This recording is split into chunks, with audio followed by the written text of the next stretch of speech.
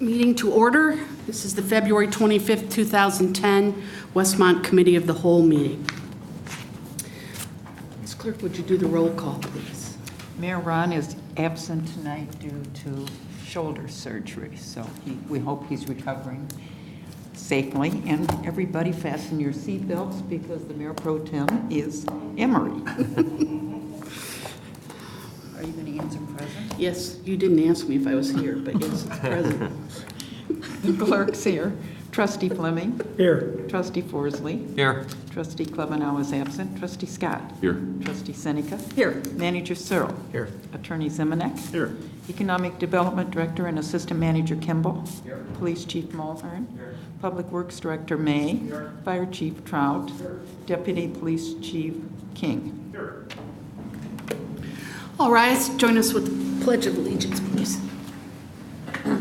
Allegiance to the flag of the United States of America and to the republic for which it stands, one nation under God, indivisible, with liberty and justice for all. All right, the minutes of the Committee of the Whole meeting held February 11th, 2010, and the board meeting held February 16th, 2010. Were there any corrections? Yes, and the corrected copy is up here. Plus, I would like to add the minutes from the stormwater draft report presentation on January 25th. They're here also Okay. for Monday night. So I'd like to add those.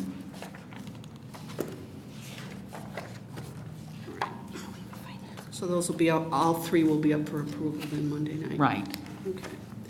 We have one open forum request this evening from Bob Mueller at 44 West 59th Street in Westmont.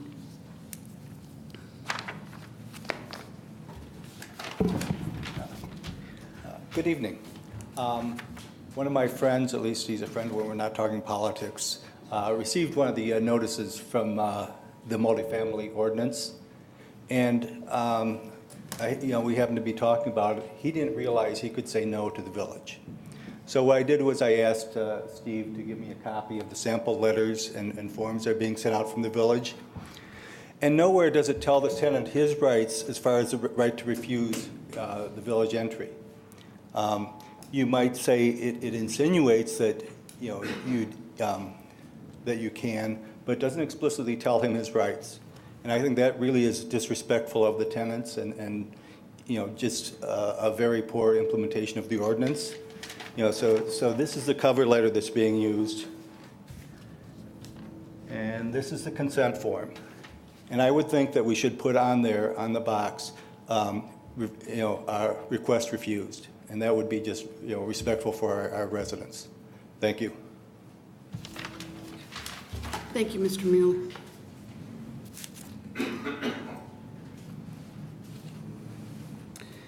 All right, reports. As Mayor Pro Tem, I just wish Mayor Ron speed in his shoulder repair, and we look forward to having him back in rare form.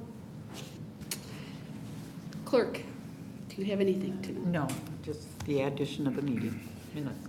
Mr. Zemanek, Village Attorney. I've got one item. I passed it out tonight. It's a request for an addition to the agenda for a proposed Comcast settlement. You may recall several, maybe 3-4 years ago, the village retained As-of-Our Audit Solutions, Inc.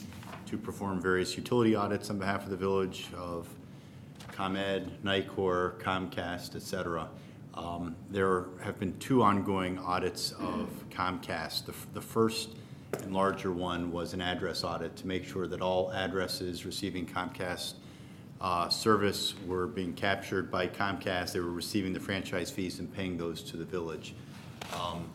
The audit discovered there were some addresses that were not, in fact, counted as Westmont addresses.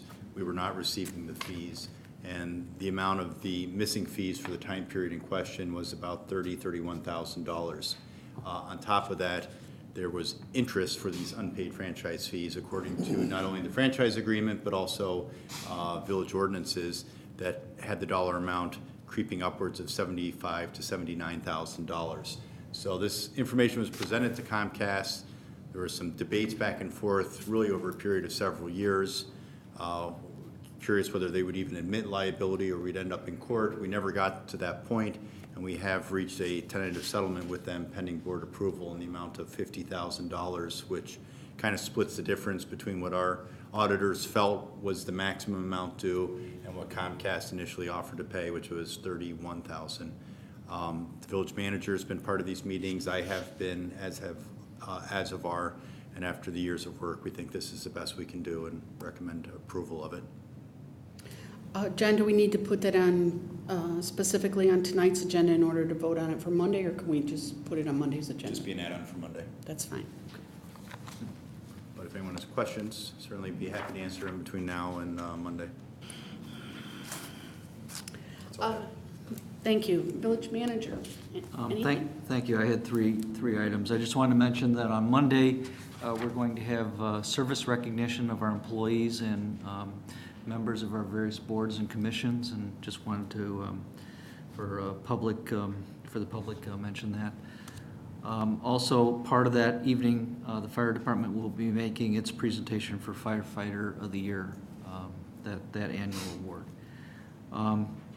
Wanted to ask the board's permission to have an executive session for personnel following the end of the regular meeting.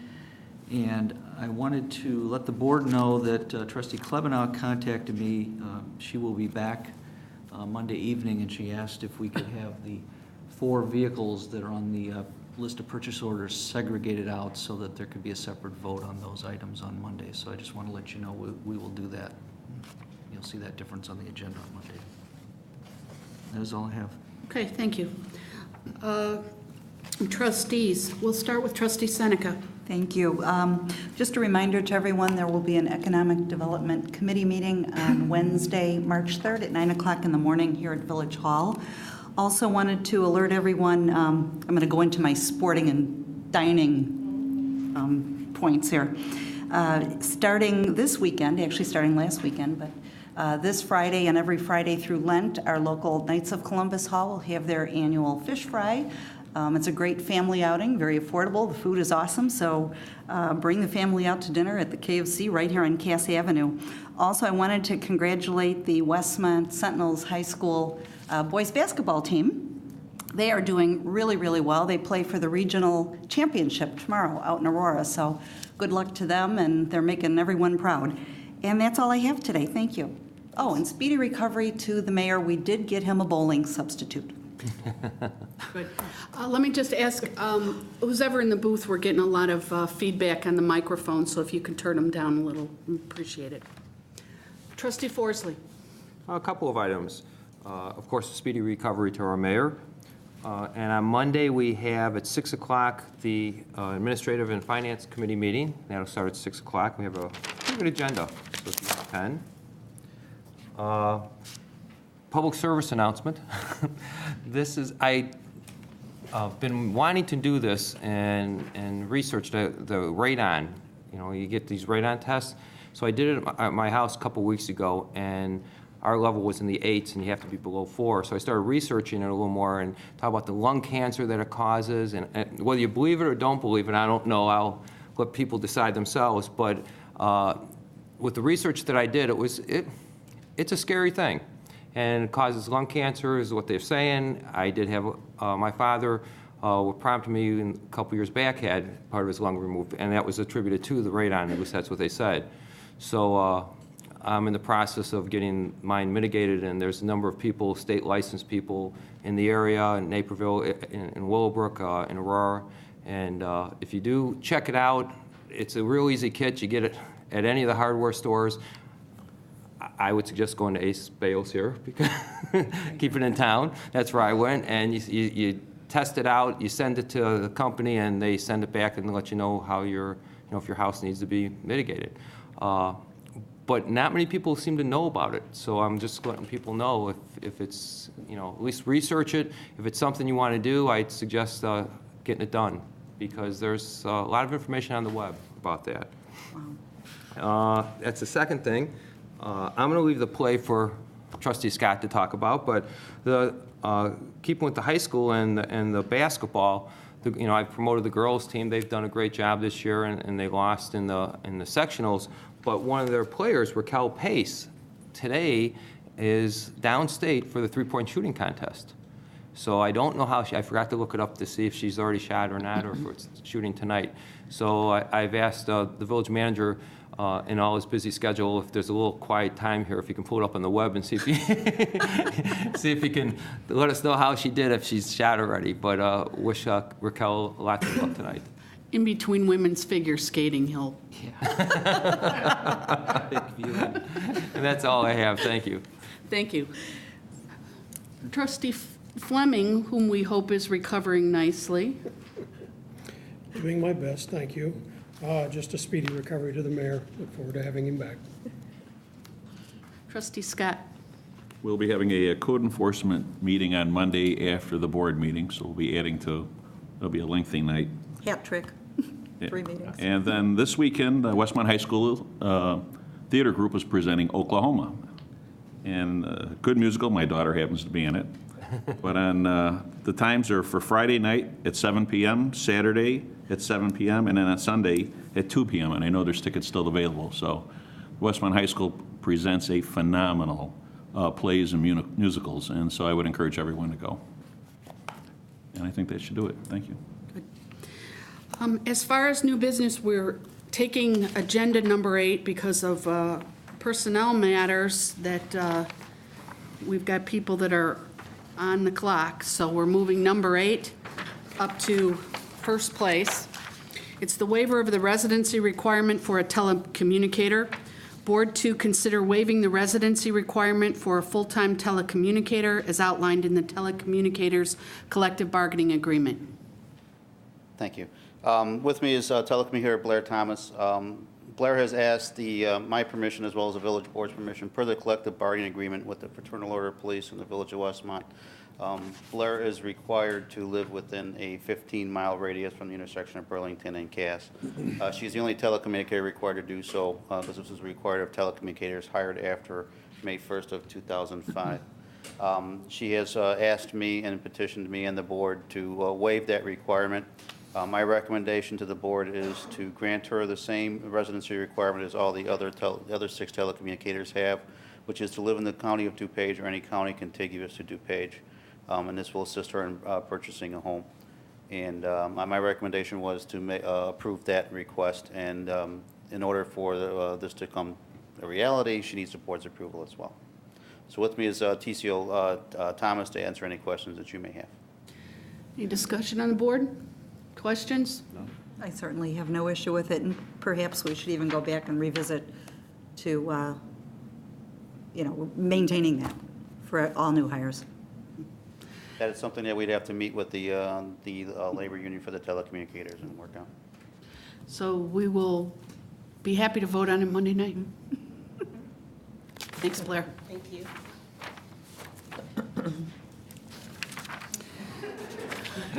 Go back to work. Item number 2, 128 South Cass Avenue. Board to consider the following. A, special use permit request to operate a ground floor barber shop in the B1 Limited Business District. And B, development permit request to operate a barber shop in the B1 Limited Business District. Hi, good evening. My name is Nick Giancana. I had to request a special use permit to put a barber shop at 128 South Cass. I've been doing hair about 9 years now, and I had business in downtown Clarendon Hills for 6 years. I had a barber shop I owned and ran, and lost my lease in the building. And so I've been looking around and noticed a perfect little spot here on Cass. And it's just a simple 2-chair shop. It's doing men's haircuts, typical town small barber shop. My haircuts range from $15 to $20. I'll be selling men's hair products, professional line of products to introduce to men. My business hours, I kind of want to be around from either 9 to 6:30 p.m., Tuesday through Saturday. Let's see. About it. Pretty simple. Are you going to have a real barber pole? Working on that. Any questions or discussion from the board? Is this a gentleman's shop or is it more for kids? All ages, All ages? all ages. But again, I mean, I was specifically a barber shop, Shaves also? no shaves. Okay. I'm not licensed, actually. We've had a lot of problems with, with infectious disease lately, and so I don't even bother with the Okay. liabilities. Anyone from the public on this issue? Hearing nothing further, you're on our agenda for Monday night. Thank you. Thanks. Next item of business is 222 North Cass Avenue, Lux Showrooms. Board to consider a development permit request to operate a furniture and fixture showroom in the B1 Limited Business District. Good evening. Good evening. I'm Dushanka Brovic, and thinking with my husband to open up a Lux showroom on 222 North Cass. And we have not done a retail shop before, but we have other businesses that we run. We run Sanctuary Custom Homes. We built homes in the area, Clarendon Hills, Oak Brook, and Hinsdale. So this would be like an extension of our business. I do have some photos. I don't know how to work this thing. Set them right on there. I'll just put them there.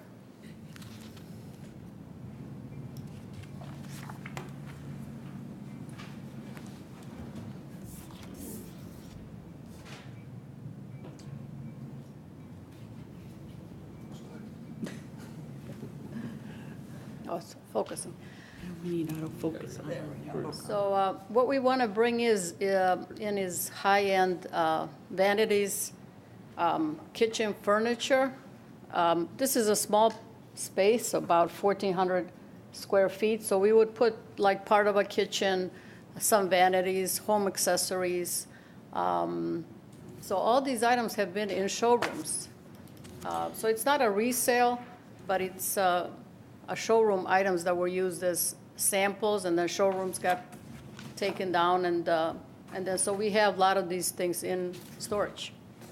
So is it that you're going to resell what used to be the floor models of primarily kitchen and bath, or will you have other furniture also? Kitchen and bath, and then just we'll decorate in front with, like a sitting areas and things like that, so it looks like a, cozy home.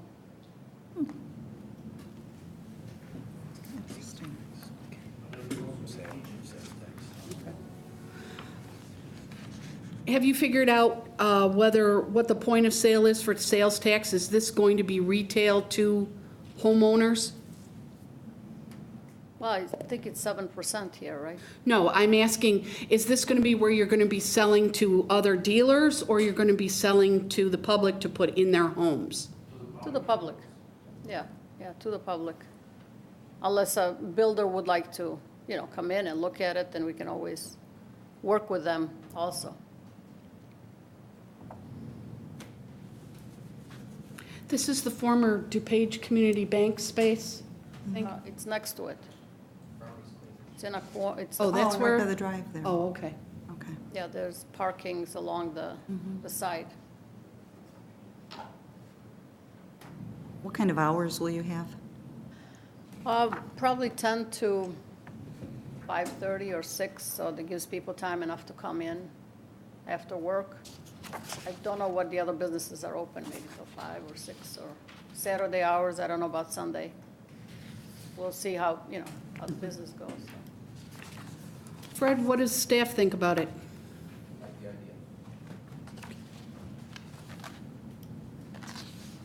Is your warehousing facility in a separate location? There's not going to be any stocking of extra materials within that location, is there? No, Okay. this is only 1,400 square feet, so Okay. it's, quite small.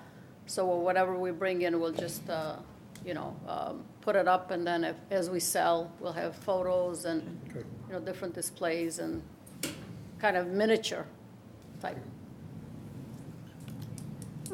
Can I ask you what the average markdown would be if it were purchased new versus since it's already been in a showroom? Is it going to be full tilt retail, or is there a markdown on it? Oh, there's definitely going to be markdown. A kitchen that I put up there is probably around 120,000. So we haven't really decided, but, at least 70% off. Wow. So it will be quite a markdown. In this economy, I think we need to bring something in new and see how it goes. Interesting. Sounds good. You can see it in your house. Good. I like that idea. Anything else? Thank you very much. It'll be on our agenda for Monday. Okay, great, thank you. Number 4, our friends from DuPage Convention and Visitors Bureau funding proposal. Board to hear a presentation from the DuPage Convention and Visitors Bureau, otherwise known as DCVB, regarding their funding request for fiscal year 2010 through 11.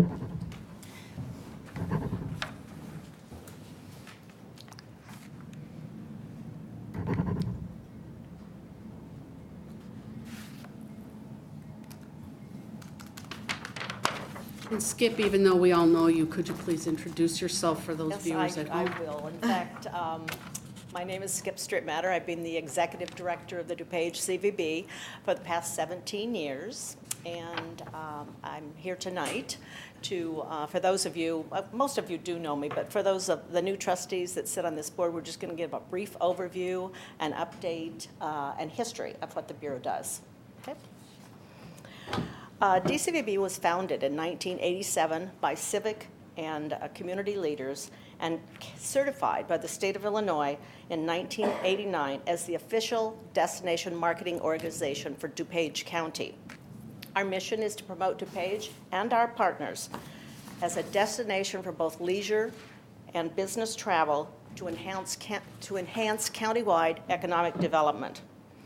As the only certified bureau for this area, we are eligible to receive grant funding for the promotion of the DuPage County hospitality industry. This year, we will be eligible for up to $700,000 in grants from the state of Illinois. However, we must match those grants dollar for dollar with local funding. As a not-for-profit organization, the only way we have to secure funding and dollars is through the dedicated occupancy tax. Without your financial support, DuPage CVB will not realize these grant funds. And the Westmont portion of the state occupancy tax will be redistributed to our neighboring communities, our competition. Your collaboration with the DuPage CVB helps Westmont hotels generate millions of dollars in occupancy tax, not to mention sales tax, payroll tax, and property tax for the village each year. Our partnership helps put Westmont hotels, as well as restaurants, retail outlets, sporting venues, and attractions on the map and in the minds of meeting and event planners nationwide. The tourism industry is the fastest growing segment of economic development today. The industry is a revenue producer, which over the years has generated millions of dollars, which go directly into general fund, decreasing dependency on local taxation. You may or may not know that the dedicated local and state occupancy tax was a self-imposed tax agreed upon by hoteliers with the understanding that it would be used strictly to promote tourism and overnight stays. Over the years, due to lack of regulatory supervision and, of course, home rule, the purpose and agreements have veered from their original intent. Today, over 2/3 of the majority of state and the majority of local occupancy tax goes into general fund and is not used for visitor-related activities. Still, a healthy hospitality industry is essential to Westmont and DuPage County because tourism revenues represent substantial and irreplaceable state and local tax dollars that drive our economy. Meetings in tourism are truly a golden goose for Westmont. However, we can't expect the goose to continue to lay the golden egg if we don't nurture and feed the goose. Good evening, everyone. I'm Beth Marchetti. I'm with the DuPage Convention Bureau as well. I'm celebrating my 10th year there, so thanks for having me this evening. And I'm going to jump back and forth. The DuPage Convention Bureau acts as a one-stop shop for visitors and event planners and is the point of entry for most people when they're coming to an area and seeking tourism information.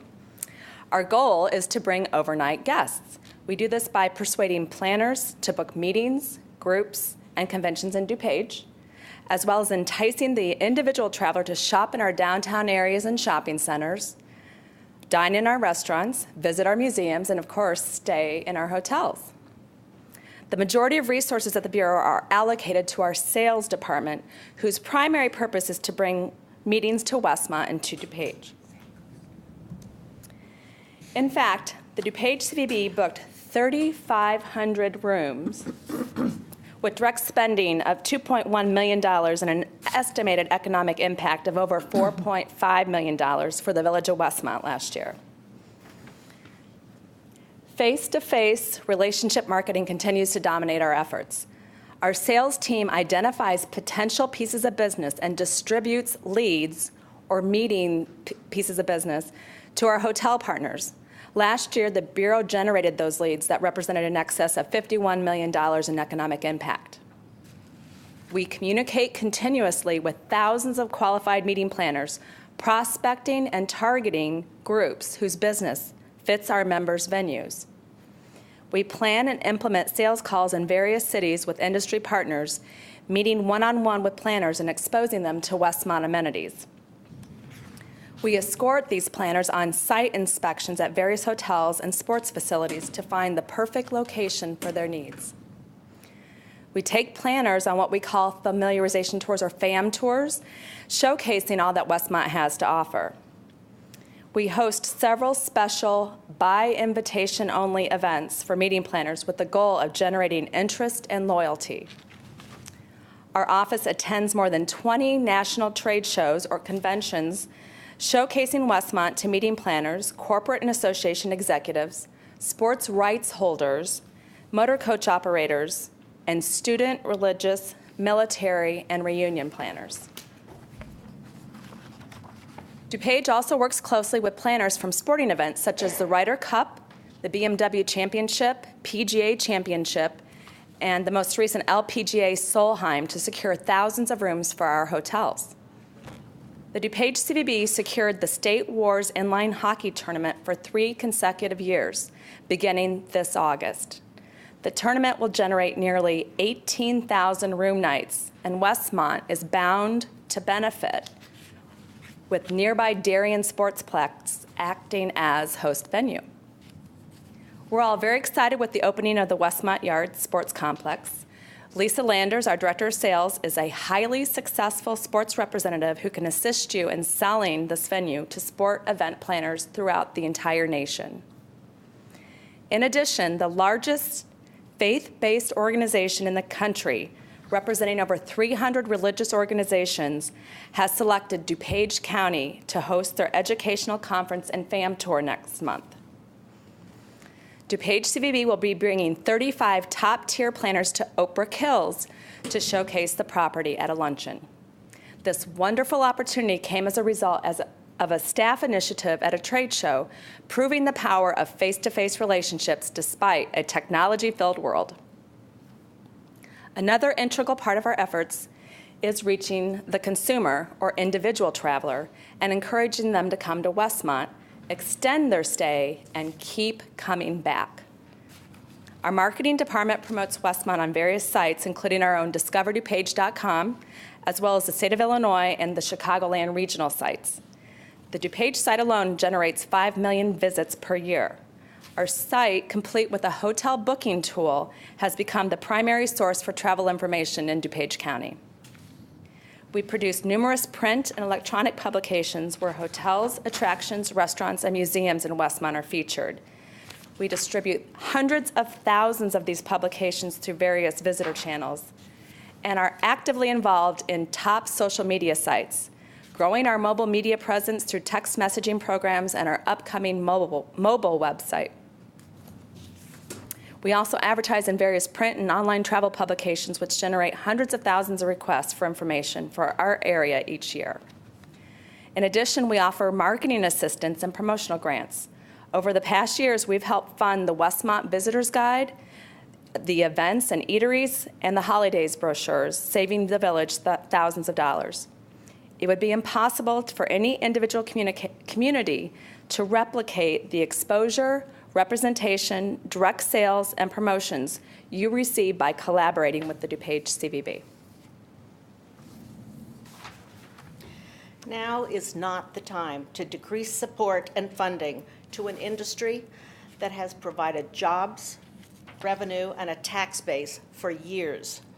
The tourism industry and DuPage CVB needs your support, as I trust Beth has shown you here tonight, and you need ours. As a nation struggles to rebound from the worst economic downturn in our lifetime, the hospitality industry faces the perfect storm. Business travel is down, leisure travelers are traveling less and spending less, and thousands of corporate meetings have been canceled or they're not booking at all. Yet local and state governments are using dedicated occupancy tax revenues, dollars the industry desperately need to meet their mounting financial obligations. Just drive down any major street in this area and you can see that the hospitality industry is in crisis. Hotel rates and occupancies are down, restaurants and businesses are closing, and retail sales are dwindling. In fact, over the past 3 months, 4 major hotels have closed their doors in the Chicagoland area. Could it happen here? This is not the time to abandon your relationship with the DuPage CVB for both of our sakes. The DCVB provides Westmont a professional staff with over 160 years of experience, expertise, and credentials in the visitor industry. We act as your sales and marketing organization, attracting business and leisure travelers, which provide a significant impact and visitor expenditures for Westmont. We realize the challenges and the constraints the village has, but we ask you to consider the return on investment this industry provides, the jobs it creates, and the revenue that is realized from the visitor dollar on Westmont's economy. The cost of your financial participation with the DuPage CVB is significantly less than what you would pay a single staff person at minimum wage. Without continued funding, we will not be able to provide the village, your hotels, restaurants, shops, and attractions with the assistance and exposure they have grown accustomed to and may desperately need to stay afloat in this critical economy. We have with us tonight Scott Cotton, who's the general manager of the Oak Brook Hills Marriott Resort. He sits on our board of directors and would like to make a few comments also. Sure. I guess I'd like to bring this home a little bit to the entire group, and that is, as was just said, I'm the general manager at the Oak Brook Hills Marriott Resort that sits right here in Westmont. We employ between 300 and 350 associates, depending upon whether it's golf season and the weather's nice or not. And last year we paid over $300,000 in property tax.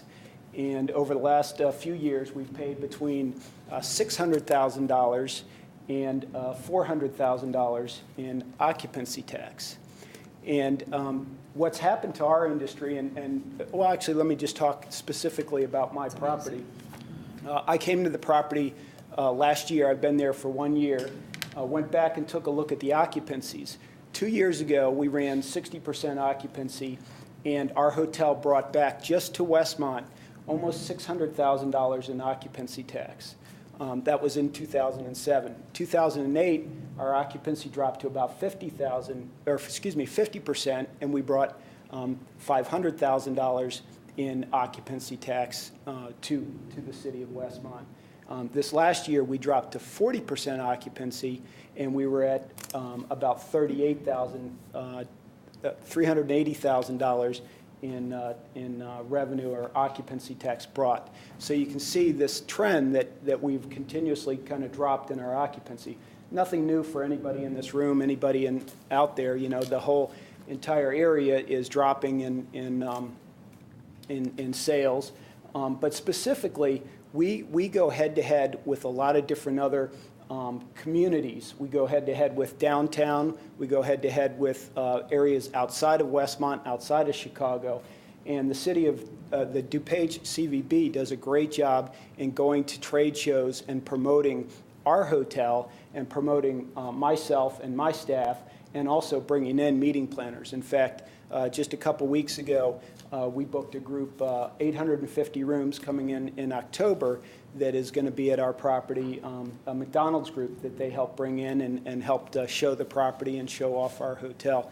So they're a huge, huge value to our hotel. I think a huge value to Westmont because of the fact that they're able to help us bring in the business and help us continue to build the occupancy back up. I do think that, we talked about a lot of negative things. I do think that things are starting to build. I think that the things that the tourism folks are doing, not just the DuPage, but as a whole. I just returned from the Springfield, and we as hoteliers went down to Springfield the last 2 days, and I sat in front of some of our senators and talked to them about how important tourism is, along with my counterparts. And for the most part, well, actually, I shouldn't say for the most part, everybody I met with said we are going to continue to fund tourism. We realize that every dollar we put into tourism brings back dollars in return. So I appreciate everybody's time and all the support that my resort has received from this group as well as from the local community. And we will continue to give back to the community as well. We, as I think everybody knows, we do the fundraiser for the city of Westmont. We do quite a bit with the schools. We give to quite a few of the charities and those types of things, and we will continue to do that, and we appreciate the partnership. I welcome any questions. I'll be at your place for a haircut before too long. Anything I can do. I appreciate everybody's support. Thank you. Thank you. Thank you. Thank you. Sure.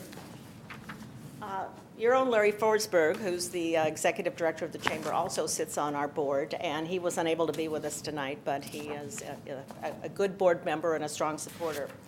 At this time, we could entertain any questions you would like. We have brought a sampling of some of the publications we produce and just put them in the back, but it's just a sampling of some of the things we do.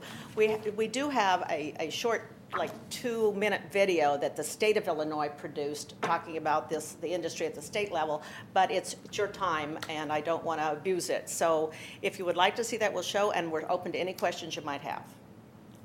I would like to see it. Okay.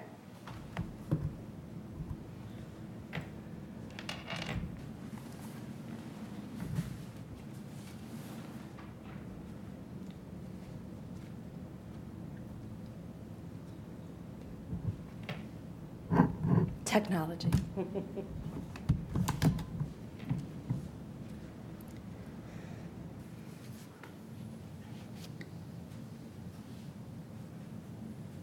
Oh, it's coming up.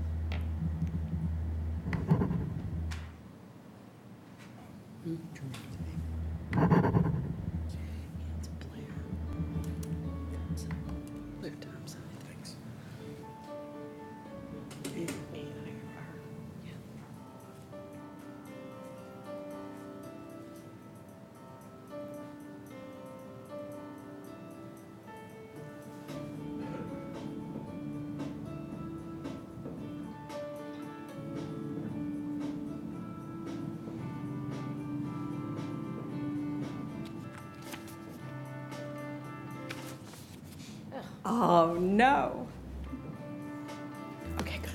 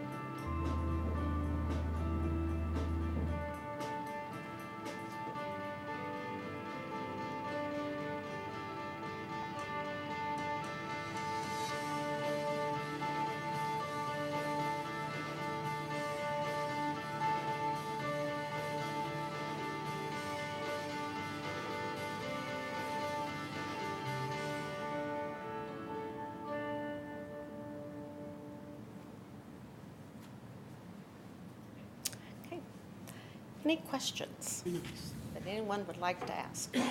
Skip, I do have to tell you, your publications are wonderful. I've lived in DuPage County my entire life except for a short stint, and I see stuff in there all the time I didn't even know existed. And when my baby cousins come to visit from Ohio, I just give them the magazine. They pick their hotel because, you know, I don't have a indoor pool. Then they give me their schedule based on everything they found in They there. want to do in the visitor's guide. Wonderful. It's Well, that's what it's wonderful. for. And it's also a quality of life issue for all of us. One of the things, every time you come back every year, we always ask the question, how does this, you know, you pay the money, and then is it really impacting our community? Because you pay into the, you know, the whole thing. And I think you did an excellent job. You answered that question at this time, and I think the Marriott has benefited from you, as then we benefit from the Marriott's, you know, from the taxes. So I think you did an excellent job, and with the new rink coming in at the south end of town, Exciting. that's exciting. I think promoting that, again, for the hotels, you know, he's talked about having tournaments there and things of that nature. I think what you can do to help us, we could recoup that money that we pay into. And so I think it's worth it. You've answered the question that we've asked in the last couple of years. I thought you did a nice job. Thank you very much. I very much agree, and just speaking for myself, having spent nearly 40 years in tourism and travel before I retired, I'm keenly aware of the impact that it has on business and residents and communities, and it's key. The comment was made, and I don't remember who made it, but you know, for every dollar that goes in, many, many dollars come back, and I very firmly believe that. It's a tough budget year, and I certainly hope that we can continue to support you. Realize that, and we thank you very much.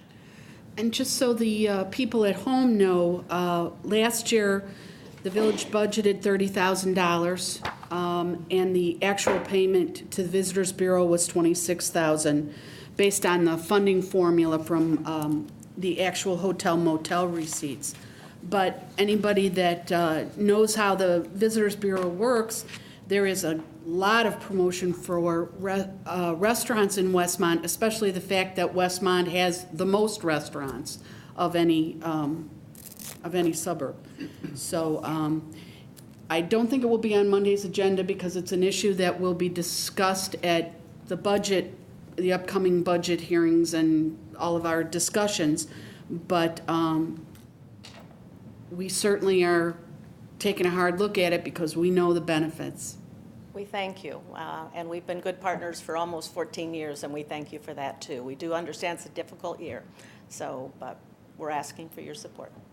Thank you very much. Thank you. You want to skip, Carol? I can't reach this cord. Okay. Next item, ground storage tank painting contract award. Board to consider award of construction to ERA Valdivia Contractors, Inc., for the recoating of both east and west ground storage water reservoirs. Public Works Director May. Thank you.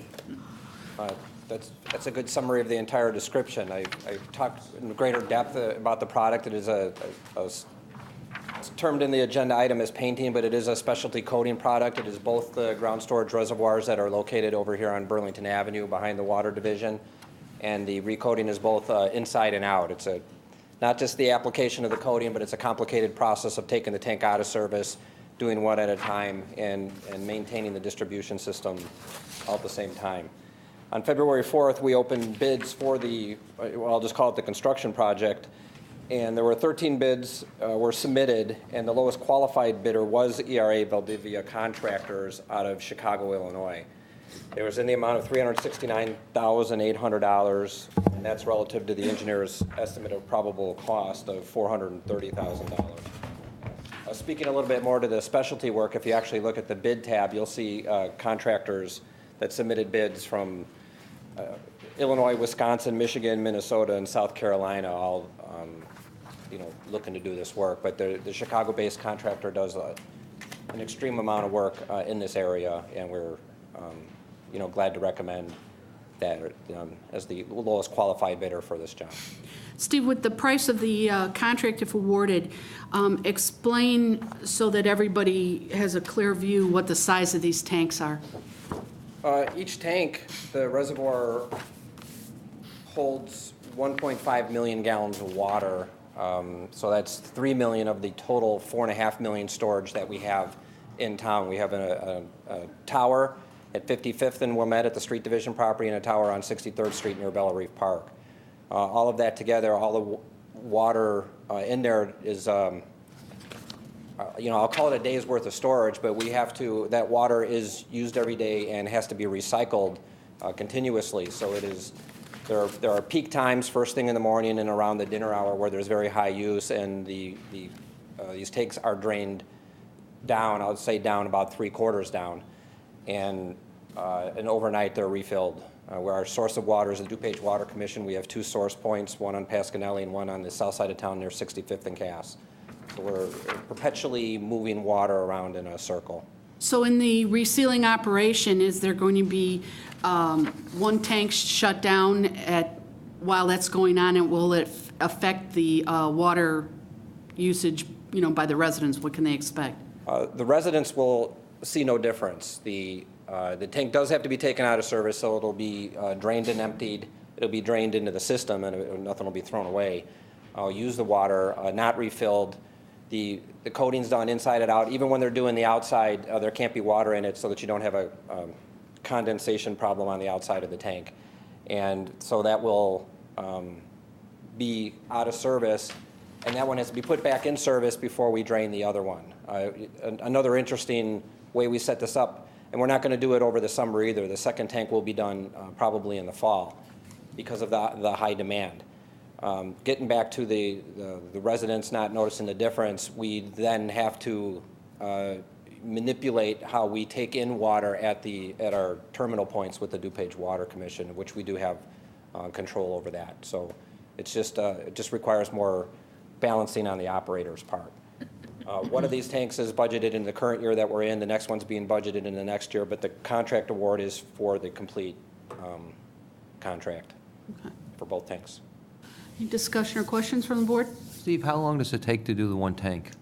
While I was describing that, I was trying to remember what they said. It'll be several weeks. I mean, like 2 or 3 weeks that it'll be out of service if everything goes well. We don't know what we're in for on the inside until we actually drain it and get in there. So how much of it has to be, I'll call it sandblasted off, or how much of the old material's got to be taken off first will determine how long the project takes. We've got a good handle on what's going on outside. But And if awarded on Monday, which the project would start, how soon? Probably towards the end of March or April. It has to do with temperatures too. We Makes sense. can't be flirting with freezing weather, and also the coating has to have a certain minimum temperature before it can be applied, and it has to have 3 days in a row of that temperature. So we'll be reliant on the forecast. But I'm going to say middle, late April is probably realistic.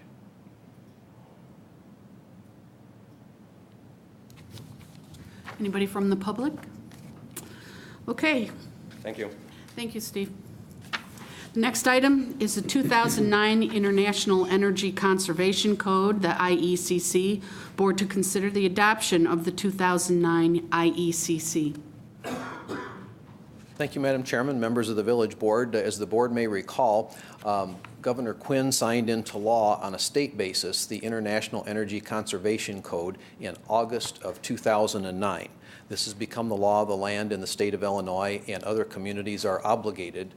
We still think it's a good idea, it's advisable, it's a green idea, it's an idea whose time has come, and we feel compelled here to recommend approval to the Westmont Village Board of this same International Energy Conservation Code. Included in this code are many requirements for enhanced levels of insulation and reduced energy consumption in residential as well as commercial projects. Requirements as far as energy efficient lighting and so forth. We believe it just makes good sense, economic as well as environmental sense, for the Village of Westmont to be on board and in concert with the state of Illinois in this regard. Any questions from the public? Questions or discussion from the board? Thank you, Mr. Kimball. Number 7, review of the automated traffic law enforcement system. Board to review automated traffic law enforcement, red light photo enforcement system, and consider a motion authorizing the continued operation of this system. And here to discuss this with us is our esteemed police chief. Thank you. That program, we're approaching the anniversary date of our first year that our program went into effect. The board has asked that every 6 months, at least for within the first year, for every 6 months, that the board receive a review from the police department on this program. So I prepared a PowerPoint presentation, and also I've included some of the ever-popular videos, which always seem to, pictures worth 1,000 words. Enforcement with fines attached began on March 2nd, 2009. The following statistics which we're going to review are based on the activity at Naperville Road and Cass Avenue, which began starting March 2nd and ended, our data is up to date to January 31st of this year. Officers viewed a total of 5,408 suspected violations. Those are the violations that were sent to us by our vendor, Red Speed of Illinois. 1,661, or 30.71% of the 5,408 violations were approved. As you can see, we are not approving or rejecting almost twice as many as we are approving. So 3,746, or 69.27% of the 5,408 violations that our officers have viewed were not approved. So it's clear to say that we're rejecting more than we are approving. 1,628, or 98.1% of the 1,661 violations that were approved were right turn on red violations. 20 violations or 1.21% proceeded straight through the intersection, and 13 violations, or 0.78% of the total violations approved, were violations where they turned left. Our officers have spent a total of 140 hours and 29 minutes reviewing videos, averaging approximately 1 minute and 56 seconds per video.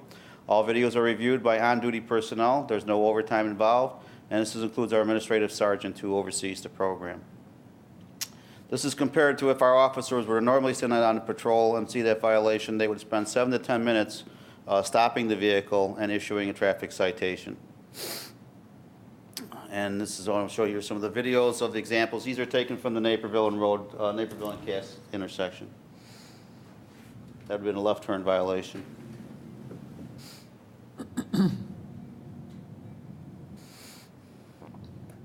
That was at 11 o'clock at night. There was the left turn violation.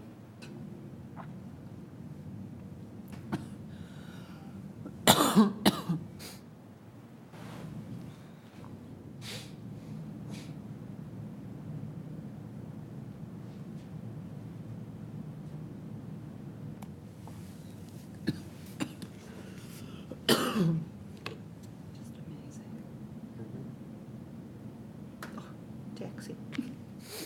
It's nice.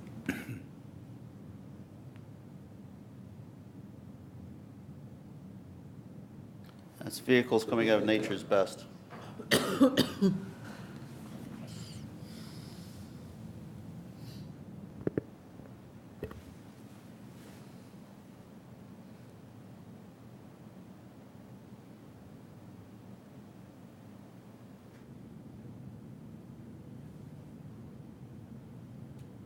That's what you call a follow-on or a follow-through. The second vehicle just follows the first vehicle through. Again, coming out of nature's best. Nature's best again. On this violation, you'll notice the vehicle on the left does stop. No. Oh, my goodness. However, he makes an improper turn at the intersection. We cannot enforce that, so we could not issue that vehicle a violation. Watch the vehicle on the left.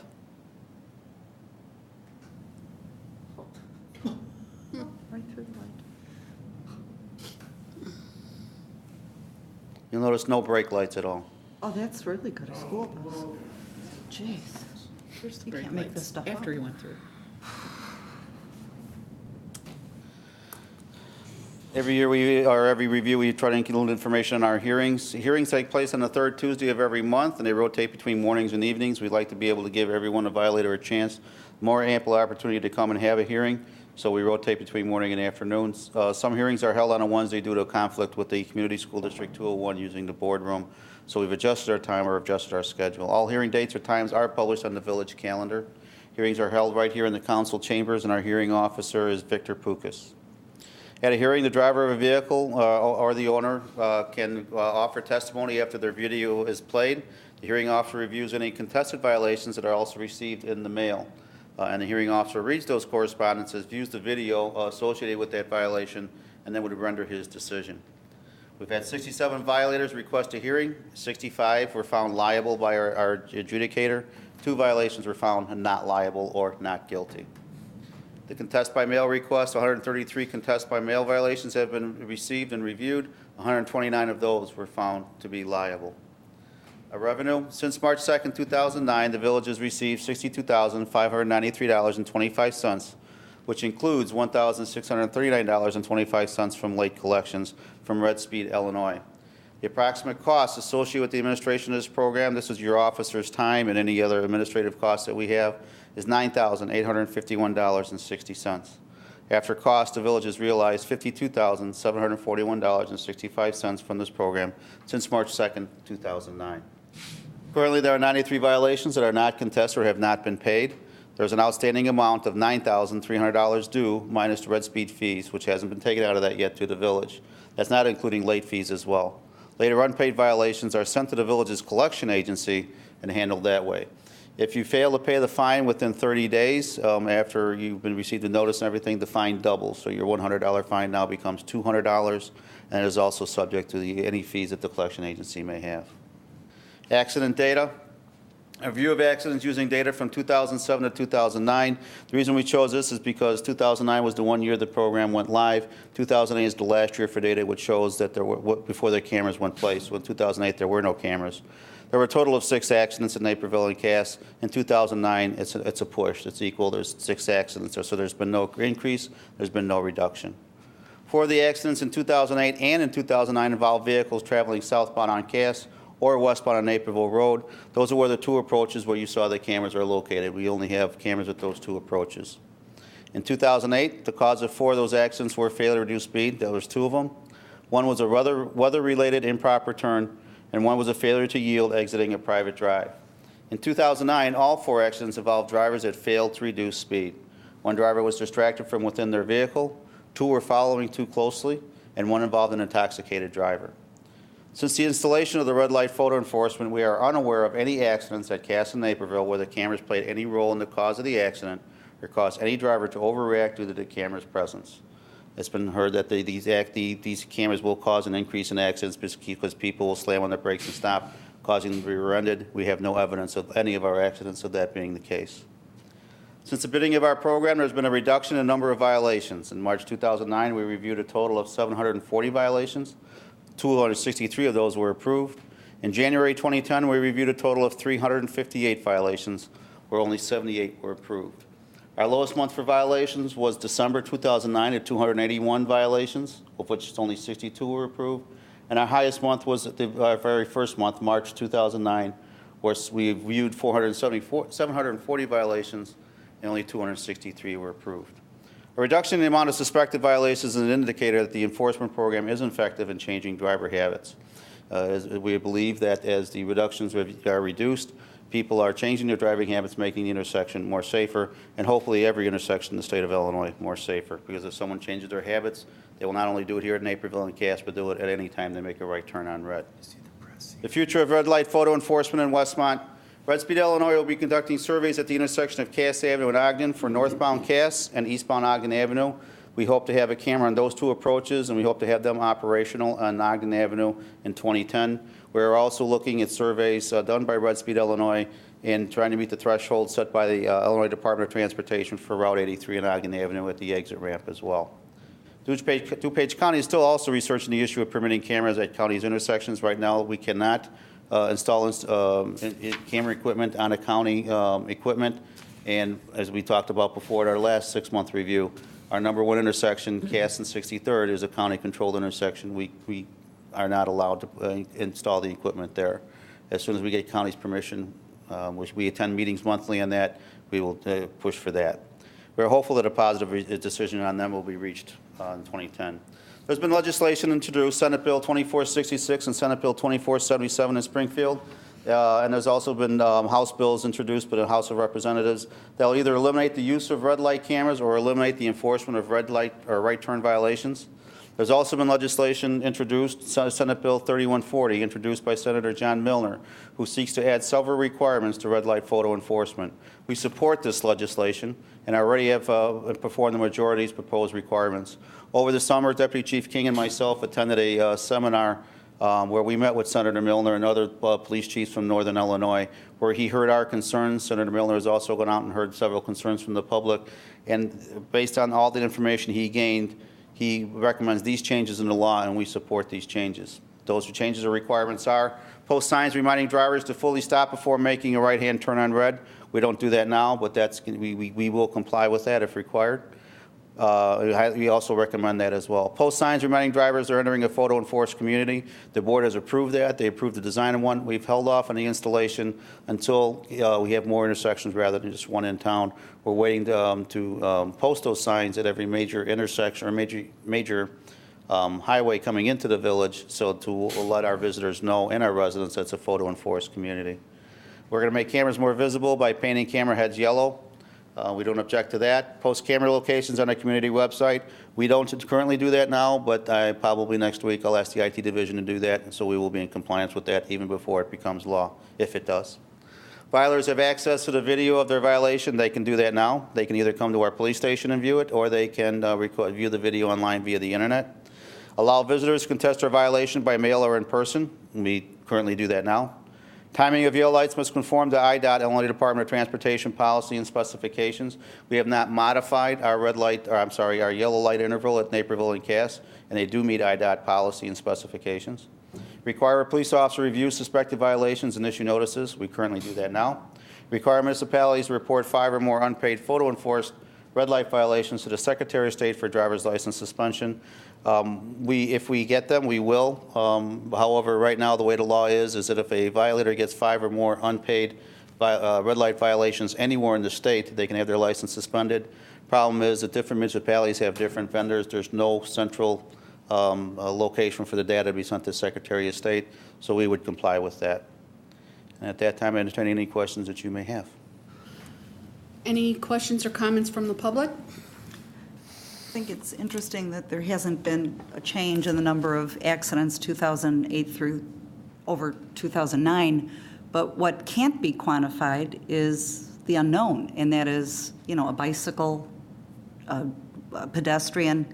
When we just viewed all of these people that just blatantly went through the red light or turned without stopping. So, I think there still is some benefit in terms of safety. Definitely, I believe that. And especially since the number of offenses have gone down. That I know it's made me a better driver. I come south on Cass Avenue now, and I'm very aware of that camera, believe me. Not that I'd want to change it, or I think that we should, but it was interesting. I was in Mexico, and what they do there is just before the light changes yellow, the green light flashes twice as a warning that the yellow is coming. Then the yellow comes. It seemed to work really well. I think that's something that would have to be done across the nation. I don't think it's something we could just do. That would have to require legislation. But I thought it was kind of an interesting approach. I had a conversation today with a resident who said, this person's concern was that they felt like they had to slam on the brakes the minute they see the yellow light. And I can understand where some people might feel that way. But I think, again, it's just getting used to it. I fully support this program and would like to see it expanded. The argument of slamming on the brakes, when you approach an intersection, you're supposed to, whether it be a green light, yellow light, or red light, you approach it with caution.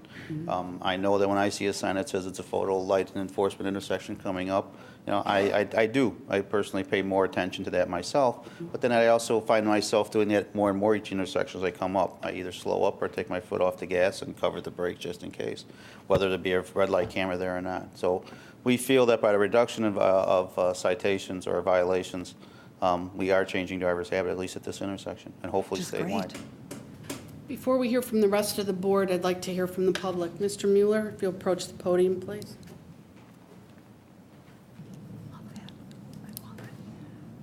Just one question. I'd like to know if the chief has any figures on what we're paying to Red Speed, what the agreement is, how much money Red Speed is making out of these red light cameras. So if we could summarize that, I'd appreciate that. Sure. Per the contract with Red Speed, we have to pay a monthly camera cost of $2,998. Red Speed will charge us by transaction.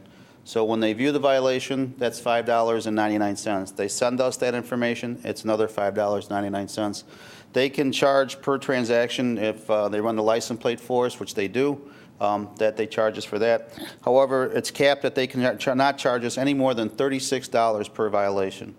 On an average month, averaging up all the months, Red Speed has made or has been paid by the village $7,299.63 on an monthly average. Thank you. Did that answer your question? Or? Yes. Okay. Discussion, comments from the board? Well, I would say the $52,000 that within tonight's budget times is a very good thing and go towards a new police officer so we can put out on the street, seeing as how we're down so many. I mean, I can understand the concerns of some people in this state dealing with this situation, and I think unfortunately there are villages and towns that are mishandling this whole program in a very, very poor fashion. I find it interesting that our numbers are so low that we're only, putting out about 30%, whereas some other numbers I've read are somewhere in the vicinity of 75 to 80% as a true revenue generating issue. So I guess I can understand that concern. The other concern that I have is that all the effort that's being put forth on this red light issue, with everything else that's going on, that, as far as the state goes and the situation we're in, unfortunately, these are some of the things that we're forced to do in order to bring up and pay for the state's legislated unfunded mandates that we have to come up with the money that they ask for. So I find that rather disturbing and rather arrogant on their part in the legislature down in Springfield that they would even consider doing this. Maybe what they need to do is go and look at these towns that are being a little overabundant on the way they're handling this program, rein it in a little bit, and see to it that it's done in a proper fashion. I think it's a very good revenue situation. I think it can go towards paying some of your officers. Possibly in our case, like I said, we have opened up the hiring situation so we can get a couple of new officers. They're not cheap, ladies and gentlemen. By the time you're done, just the basic part is, correct me if I'm wrong, Chief, initial part is about $55,000 to $60,000, and when they actually become an officer and go on the street, that number runs to $75,000. It's including benefits. We figured it out. Without going to the training academy, you're probably looking at closer to $80,000 for a brand new officer. That's salary, benefits, equipment. If you have to send the officer to training, it's a little bit more. It's approximately $4,000 more. So I mean, you're trading something that an officer can do in tremendously less amount of time, looking at a camera and going through it, instead of paying tremendous man hours and have your officers enforce more important issues and laws within a community or even within a state. I, for one, I thought that the county was close to the point of making a decision that they were going to do this. I find it very disturbing. One of the worst intersections in this county is 63rd and Cass, and I would think that they would want to do something to help correct that problem down there. We did too, but from what we're hearing, it's still in the Transportation Committee. Last we had heard that it was going to come out of that committee and go right in front of the full county board. However, we're not aware if that's occurred yet. What I have heard most recently through DuPage Mayors and Managers conferences, since all this activity down in Springfield, the county is kind of taking a wait-and-see approach to see what happens with that legislation before they decide and move forward with their policy. Oh, poor boys, they can't make a decision. Sorry to hear that. That's too bad. They ought to step out in front of this and show the rest of this state that they've got to sit and do something about it. I disagree with them vehemently on take a wait-and-issue attitude. That's a problem with the government as it stands right now. Let's wait and see what so-and-so is going to do. But that's our county, and that's our lovely county board chairman. I'm sure he's involved in it somehow, some way. But I find it disturbing that something that actually has proven in other cases to work is now coming to a point because some towns and that have gotten greedy about it and not handled in proper fashion. I do not think that Westmont has mishandled this product in any way, shape, or form. I think it has been handled above board and properly. And anyone who sends me an email and says that they're not going to come back here and shop in this town because they got a ticket coming through town, well, guess what? Don't break the law. I don't want you coming through town then. Go break the law in your own hometown. Because whether the camera's there or not, if you're doing something wrong, eventually you're going to get caught. Then what are you going to do? So, but that's my take on it. As far as I'm concerned, keep it there. As sooner we can expand it, do it. Wow, if revenue is a byproduct of reduced violations and improved safety, I say bring it on. I have no problem with that at all. Chief, do you have a count of how many residents are affected versus non-residents? We don't keep track of that. We really don't look at the registration and doing it. I could start if you wish, I could start, but our officers look at the violation, approve and disapprove it, and send it on off. They really don't keep track of residents.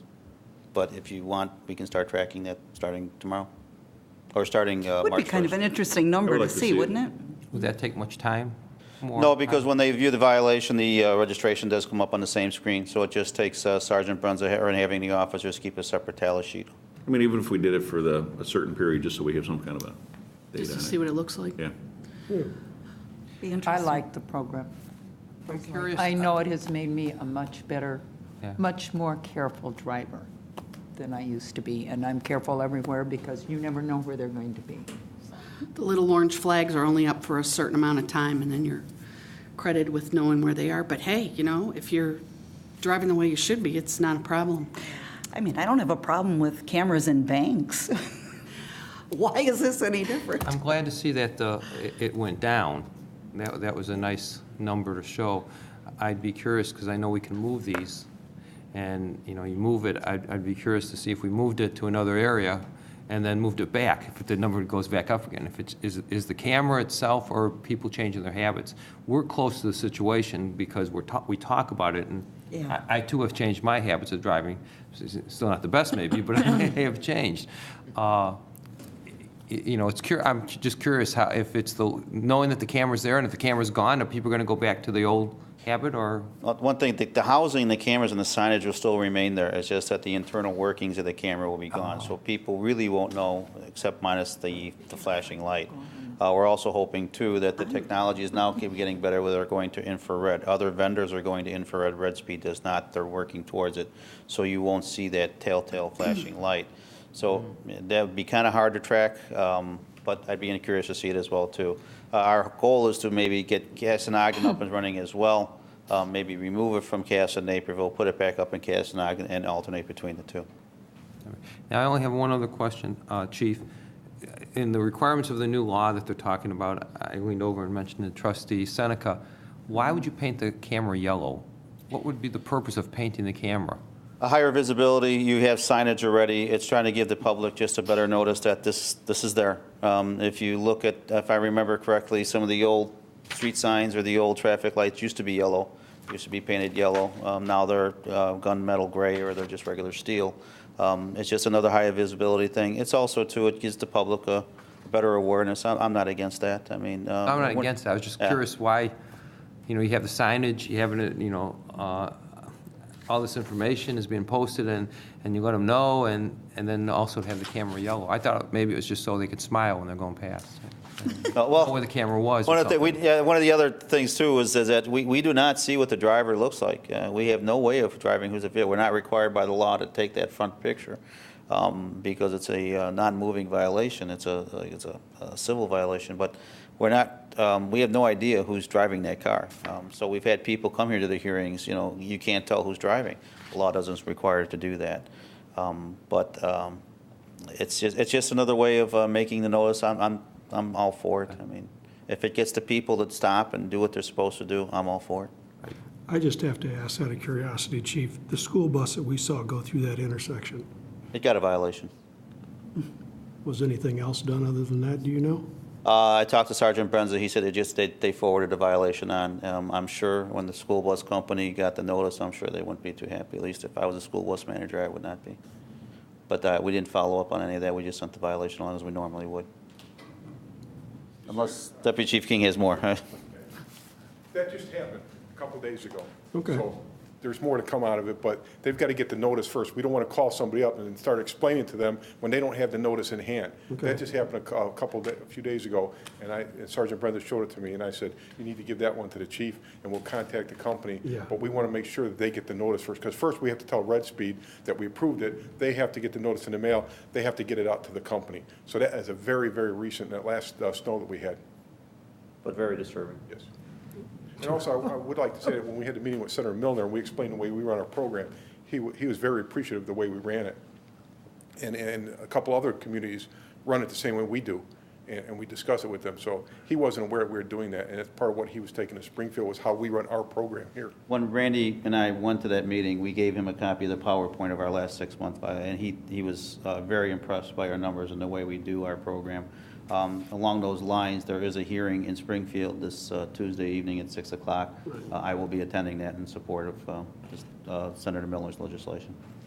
I'd like to mention one caveat, though. Somebody did mention about keeping stats on their village, people who were in their village, outside their village at this meeting, and some people from the state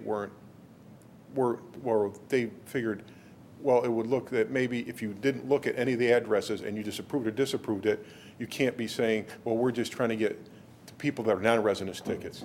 So that's why we told our officers not to do it. We can keep those stats for you, but that's one of the reasons the officers weren't doing it. So what I would suggest they do is we're going to have them approve or disapprove the violation and then look at the address.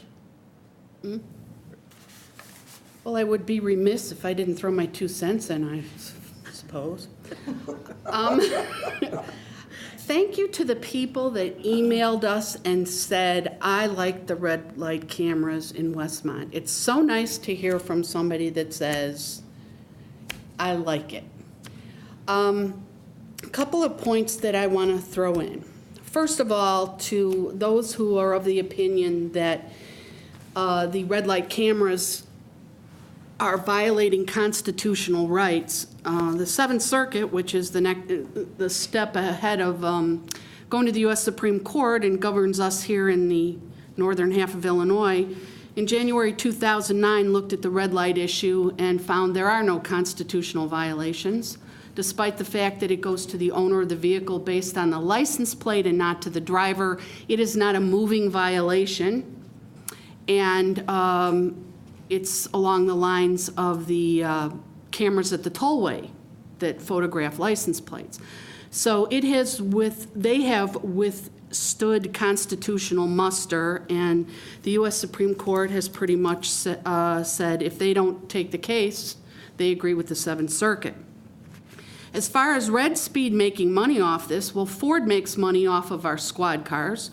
Georgia Pacific makes money off of all of our copies that we have here, and certainly Red Speed in running this program and making the cameras and installing them and, you know, having that light work when somebody runs it, they're in business. They're entitled to make money just like Ford is with our squad cars.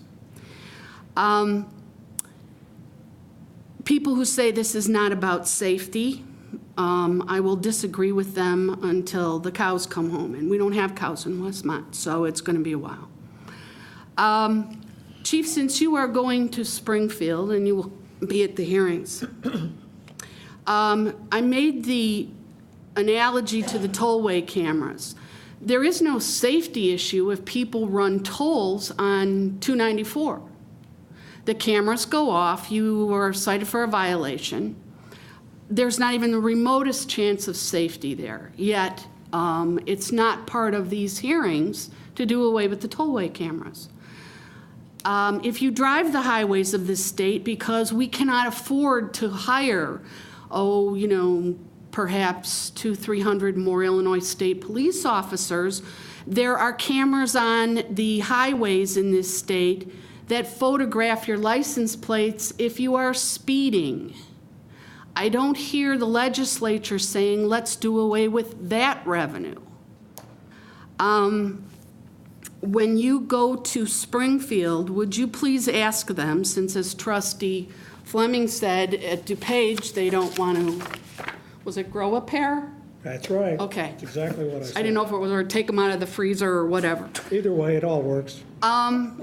If we do away with red light cameras in this state, then I think analogously, we should do away with tollway cameras and speeding cameras.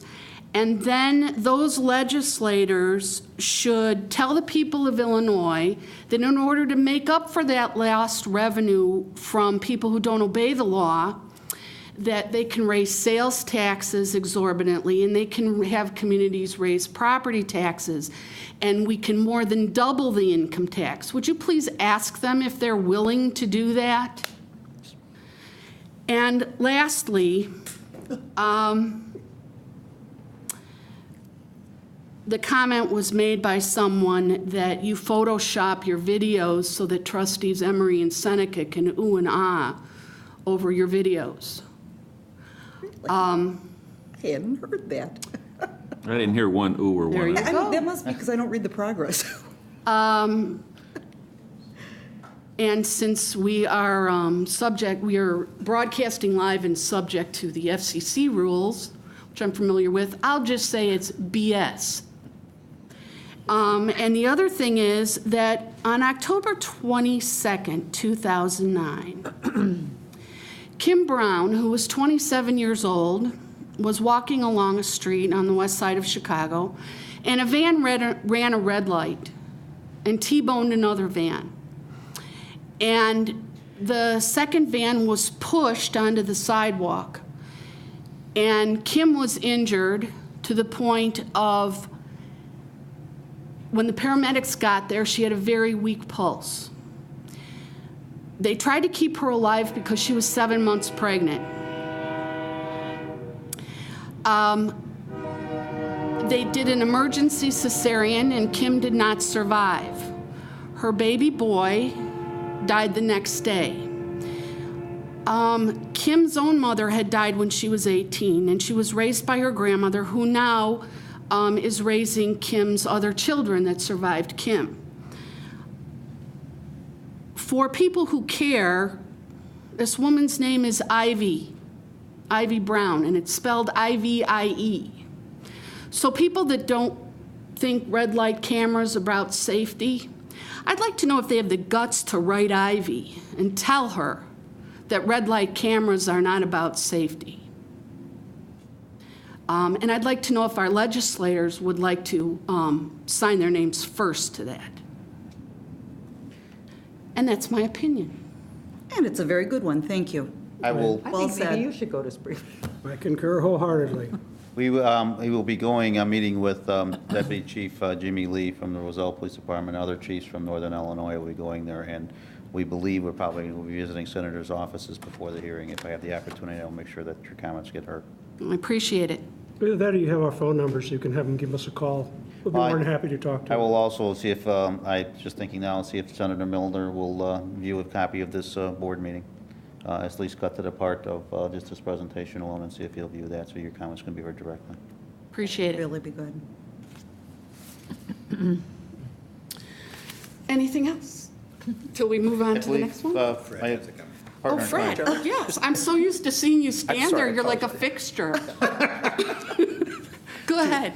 Just an additional comment, Madam Chairman, if I may. I'm proud to serve as a member of the DuPage Mayors and Managers Legislative Committee, and we've support the police position on this matter enormously. We've had a tremendous amount of discussion on this, and we too are bothered and disturbed by attempts by various state legislators who shall remain nameless but hail from Woodstock to overturn red light cameras and say you can't issue a ticket for an illegal right turn on red. So I'd like to paraphrase DuPage Mayors and Managers Legislative Committee co-chair Mayor Larry Hartwig from Addison, who said, if they do that, please have the General Assembly send us a list of all the traffic violations you'd like us to enforce and a list of those that you'd like us to ignore. And I think that puts the matter in perspective. Yes, it does. Thank you.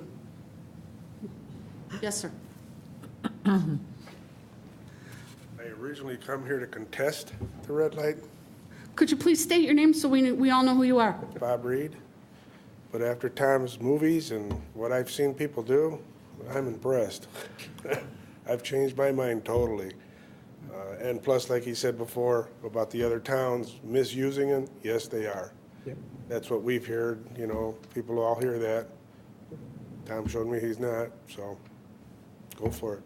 Thank you. Thank you. We will readily Very agree much. that, yes, other communities can, may have, depending on how they administrate our thing. And so Bob understands as well, our threshold or our officers, our guideline to our officers is that if you were to see this violation occur on the street and you would stop that vehicle, that's your tool, that's your measuring stick. If you were to stop that car on the street or see this firsthand and issue a citation, that's your, well, you issue a citation now. So not like, we do not go zero tolerance at all. And we're very proud of that fact. Thank you. Thank you. Mr. Mueller? Just want to mention that we're planning to do a red light camera forum at the library on March 25th. We're looking for anybody who wants to, in public, defend the red light cameras. We've got several people who are going to represent the opposition point of view. I've written numerous police departments, village managers, the DuPage Managers Conference, and Red Speed. And we have nobody who is willing to speak up for the cameras. So if anybody wants to volunteer, Who's organizing this? Who's the host of this event? the DuPage Green Party does the social justice it's a forums. political. No, well, it's not political. We make it nonpartisan, but we do social justice forums every quarter. Great, thank you. We had done the civil union forum, and basically the fourth one we decided was going to be red light cameras and the issue of privacy. It's obviously a very hot issue, and I agree with you that our legislators are hiding. It's like, somebody introduced a bill in the state legislature, and immediately the Senate moved it to committee. But I'm getting, email from legislators that they're very interested in the issue, and we really would like to have a good discussion on it. So if we're looking for participants for our March 25th forum. So thank you. Thank you. Thank you. Okay. Just, Thank you, Chief. just for clarification, then we will put this on the agenda like we did in August for approval. Yes. And we want the agenda to reflect that we will review it again in 6 months. Do we want a 6-month review again? Sure. Everybody in Yeah, favor? I think we should Okay. continue to review it. Okay, that's good. And plus, it's good to see what the trends are and what's going on, and in case if the pricing changes and it, goes the other way, whatever. Okay, good idea. We already did number 8. Number 9, the 2010 zoning map. Board to consider approval of the revised official map of the Village of Westmont. Economic Development Director and Assistant Village Manager Kimball. Thank you, Madam Chairman, members of the Village Board. We have before you for consideration on tonight's agenda the 2010 edition of the Westmont multicolor zoning map. And we're very pleased that the work that Village Planning Engineer Kim Nickel, collaborating with Village Planner Shannon Malik and various other individuals throughout various departments within the village, has put together another splendid map for our consideration. And we would encourage the Village Board to ratify this map, and we'd be prepared to answer any questions you may have at this time.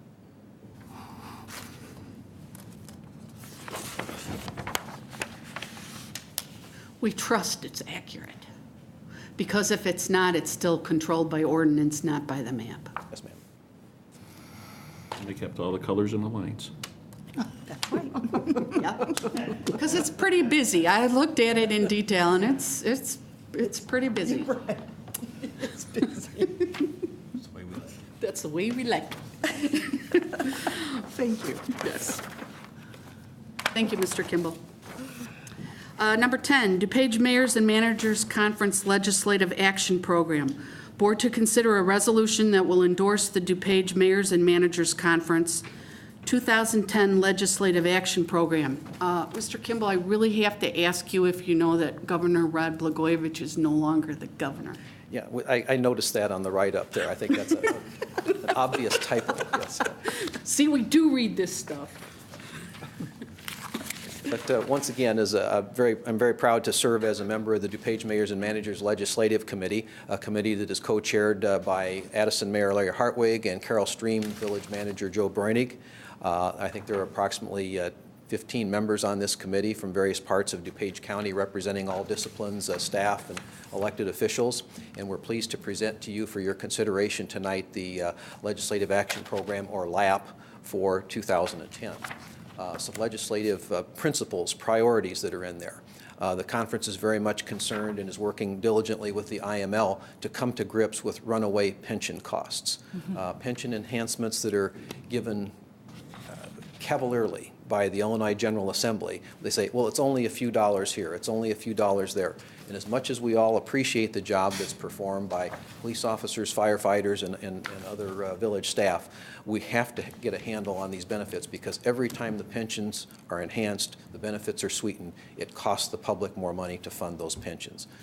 There is a constitutional requirement that will not allow the General Assembly to reduce in any way, shape, or form existing pension benefits. So the bar just keeps getting raised higher and higher and higher. The price tag gets higher and higher and higher. We're to the point now where huge volumes of dollars are taken away from local budgets because of mandatory funding requirements here, and we still fall behind in the funding requirements. This is something we have to come to grips with, and both the DuPage Mayors and Managers Conference and the Illinois Municipal League are crafting legislation that they have before the General Assembly to begin getting a handle on this and come to grips with these programs.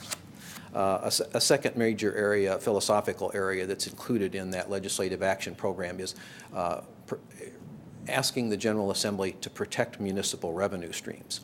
The 10% of state income tax that we receive from the Local Government Distributive Fund, that's a long-standing agreement that goes back 20 or 30 years with the Illinois General Assembly. We ask that even as we, a deal's a deal in good times and bad with the Illinois General Assembly. Those are monies that were agreed to be shared with the local government at the 10%, 90% rate. And we think they should adhere to that revenue stream. We ask that the Illinois General Assembly not balance their budget on the backs of the local communities. And we know they're faced with some very difficult, disastrous financial situations, looking at perhaps a $14 billion deficit for the year 2011 budget. But we ask that they not balance their budget solely on the backs of the local communities. Those are some of the very important parts of this legislative action program. I'd be happy to answer any other questions you may have. Any questions or comments from the board or public? Well, I just want to make a quick comment. I have to take the blame for the error in the resolution. I prepared that. I don't know if it was some sort of subliminal fun, It was. reminiscence. You hadn't heard? It's based on last year's model, obviously. Yes. The other thing I wanted to point out is the board action sheet also referenced the fact that the packet had a copy of the legislative action plan, and it does not. The board members, you got it separately with your weekly packet. Right. And for the public's benefit, if they're interested in looking at it, it is available publicly at the Mayors and Managers website. And I'll just read this for anybody who's interested. It's at www.dmmc-cog.org. And if you look on the right-hand side under News, it's right there prominently displayed, and you can download it and read the entire document if you like. Could we maybe put a link on the website Our website, certainly. in case somebody wants to just go to our We site can put and the click on the document link? up there, yeah. That'd be great. And we might also add, if I may, Madam Chairman, I believe the DuPage Mayors and Managers Conference is sponsoring a legislative drive down to Springfield. Ron, is it March? When? It's March. It's early March, isn't it? I don't know. At any rate. It's in March. At this March Right. event, the mayor and village manager and I will be representing the village of Westmont and the DuPage Mayors and Managers Conference to go down and personally lobby on a face-to-face basis state legislators with Great. regard to the legislative action program. Okay. March 16th. Go ahead. 17th. And before we move to the next item, did you check the three-point shootout? I can't find it. I looked. IHSA site doesn't have it? I couldn't find it. Sorry. All right. Well, women's hockey lost to Canada, too. So. They did? Next item, number 11, reduction of the number of available taxi licenses. Board to consider reducing the number of available taxi licenses by 1 due to the non-renewal of the 2010 license by Amex Livery, 1105 East Roosevelt Road, Lombard, Illinois, 60148. Pretty self-explanatory. Yeah. Yeah, they're out of business. Gotcha. Okay. Finance ordinance number 21. Waive the reading.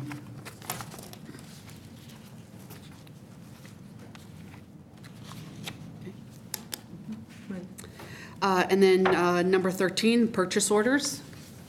Just the question on the vehicles, Ron. Those are from the replacement, the vehicle replacement, and those have been budgeted? They are part of the budget, and they are part of the vehicle replacement program. And they'll be pursuant to trustee Klevenau's request Well, I'm separated. for Monday. They're all to replace old equipment in public works. Correct.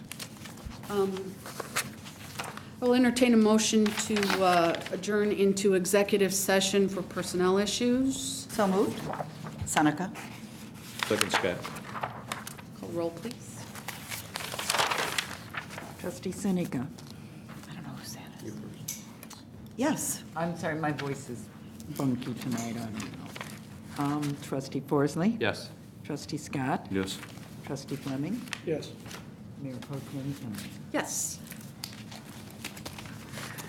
We will adjourn into executive session.